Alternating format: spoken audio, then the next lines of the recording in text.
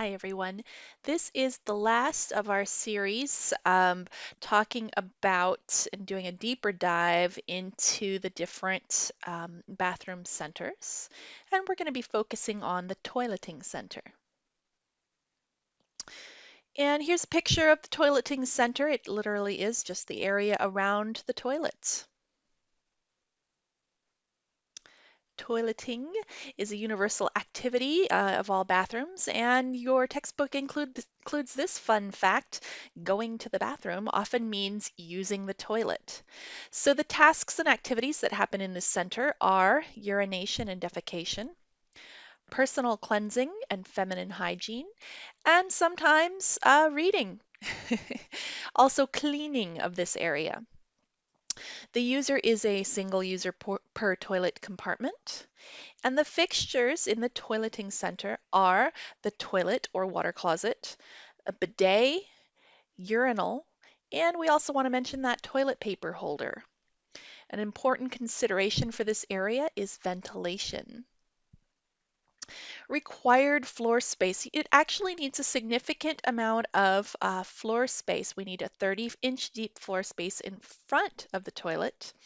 And make sure you've got at least 18 inches from the center line of the toilet to a side wall. If you're going to enclose your toilet in a toilet compartment, it's recommended to be 36 inches wide by 66 inches deep, although minimum is smaller than that. You also need some storage for the items used, including toilet paper, feminine hygiene supplies, plungers, and cleaning supplies.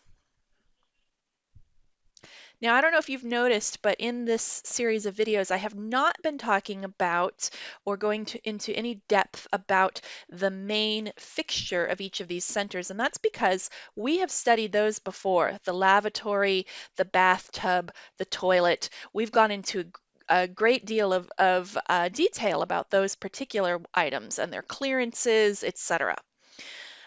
So here in the toileting center, we're skipping talking about the actual toilets.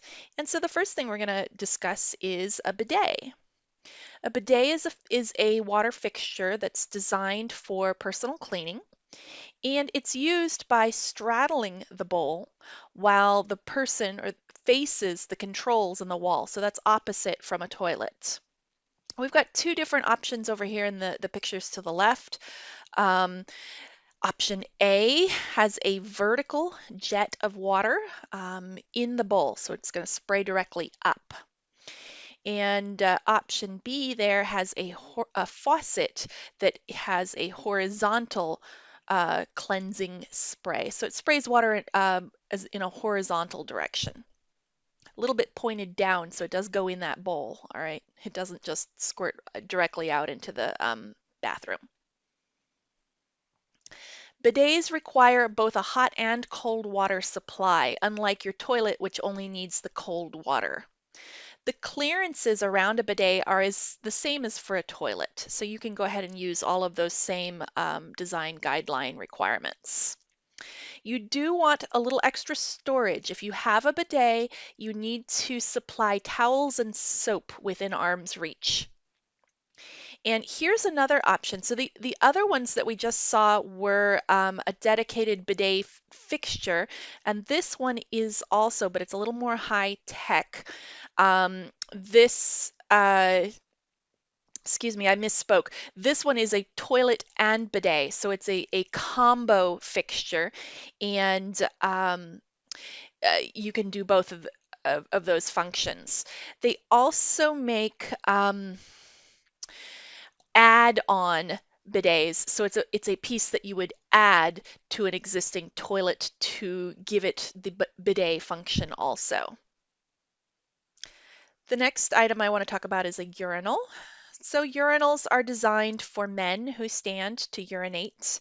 They can be more sanitary and create less mess than a toilet used for the same function. So here is a picture. There wasn't a picture in the textbook, so found one online of a urinal in a home restroom. They're fairly uncommon. They're not that popular, but you can have one. If you do provide a urinal, make sure that your wall surface material, at least 12 inches on either side, is a protective and durable material. And also the flooring beneath and in front of the urinal should be protective and durable. Water efficient or low flow urinals exist, and also waterless urinals that don't use water to flush at all. The last topic I want to talk about in the toileting center is storage. And first, let's talk about the toilet paper holder.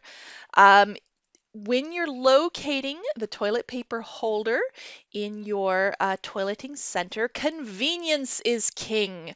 All right. The best location is to the side and slightly to the front of the toilet. It allows the user to reach the toilet paper holder easily and comfortably and conveniently while they're seated.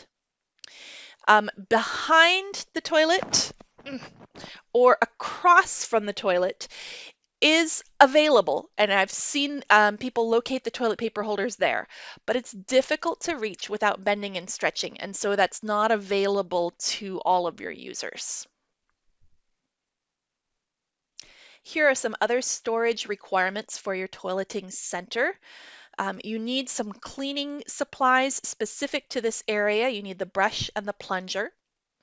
You need feminine hygiene supplies located usually in a closed area, closed storage within reach. It's important that it be within reach of the toilet. You need a waste receptacle. I forgot to mention that when we were talking about the grooming center, but a waste receptacle in the toileting center is key, and also in the grooming center. You need a way to store a couple of extra rolls of toilet paper. You don't have to have room to store a giant Costco size pack of it. All right, but just like the picture, a couple extra rolls would be really nice. And finally, I know I already mentioned it, but just to include it here, if you have a bidet, make sure you have towels and soap handy.